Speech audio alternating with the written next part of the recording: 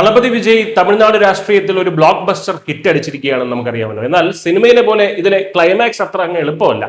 മുഖ്യമന്ത്രിയുടെ കസേരയിലേക്ക് ഇരിക്കാൻ ഒരുങ്ങുമ്പോൾ ആ കസേരയ്ക്ക് ഒരു കാലിന്റെ കുറവുണ്ട്. അതാണ് 118 എന്ന മാന്ത്രിക സംഖ്യ. തമിഴക വെട്രിക്കഴകം അഥവാ TVK 108 സീറ്റുകൾ നേടി തമിഴ്നാട്ടിലെ ഏറ്റവും വലിയ ഒറ്റകക്ഷിയായി മാറി. എന്നാൽ 234 അംഗ നിയമസഭയിൽ കേവല ഭൂരിപക്ഷത്തിന് 118 സീറ്റുകൾ വേണം. ഗവർണറെ കണ്ട സർക്കാർ രൂപീകരിക്കാൻ വിജയ് അവകാശവാദം ഉന്നയിച്ചെങ്കിലും കൃത്യമായിട്ടുള്ള ഭൂരിപക്ഷം തെളിയിക്കാൻ അദ്ദേഹത്തിന് ഇതുവരെ കഴിഞ്ഞിട്ടില്ല. അതിനാൽ ഇന്നത്തെ സത്യപ്രതിജ്ഞാ ചടങ്ങ് അനിശ്ചിതത്വത്തിലാണ്. തിരുച്ചിറപ്പള്ളി ഈസ്റ്റ്, പെരമ്പൂർ എന്നീ 2 മണ്ഡലങ്ങളിൽ നിന്ന് മത്സരിച്ച് വിജയിച്ച വിജയ് ഇതിൽ ഒരു സീറ്റ് രാജിവെക്കുന്നതോടെ TVKയുടെ സഭയിലെ അംഗബലം 107 ആയി ചുരുങ്ങും. സ്പീക്കറെ തെരഞ്ഞെടുക്കുമ്പോൾ അത് 106 ആയി ചുരുങ്ങും. കോൺഗ്രസ് പിന്തുണ അറിയിച്ചതോടെ ഇത് 111 എത്തിയെങ്കിലും കേവല ഭൂരിപക്ഷത്തിലേക്ക് ഇനിയും 7 പേരുടെ പിന്തുണ കൂടി വിജയ്ക്ക് ആവശ്യമാണ്. തമിഴ്നാട്ടിലെ തെരഞ്ഞെടുപ്പ് ഫലം വന്നപ്പോൾ TVK 108, DMK 59, AIADMK 47, കോൺഗ്രസ് 5 എന്നിങ്ങനെയാണ് പ്രധാന കക്ഷിനില. ഇതിൽ DMK സഖ്യത്തിലായിരുന്ന കോൺഗ്രസ് ആണ് ഇപ്പോൾ അപ്രതീക്ഷിതമായി വിജയ്ക്ക് പിന്തുണ നൽകിയിരിക്കുന്നത്. കോൺഗ്രസ് അധ്യക്ഷന് നൽകിയ ഔദ്യോഗിക കത്തിന്റെ അടിസ്ഥാനത്തിലാണ് ഈ ഒരു തീരുമാനമുണ്ടായിരിക്കുന്നത്.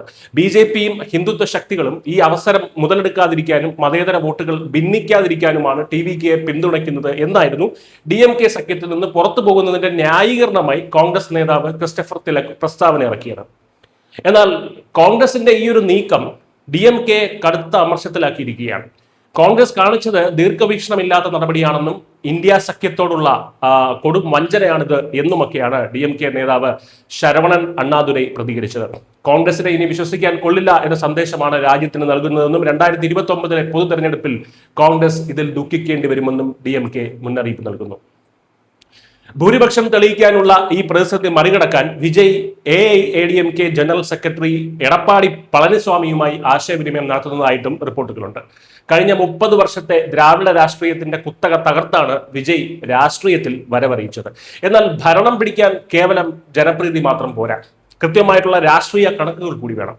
118 എന്ന ആ നമ്പർ വിജയ് എങ്ങനെ കണ്ടെത്തുമെന്നാണ് ഇപ്പോൾ തമിഴകം ഉറ്റുനോക്കുന്നത്. കാത്തിരുന്ന് കാണാം. News desk.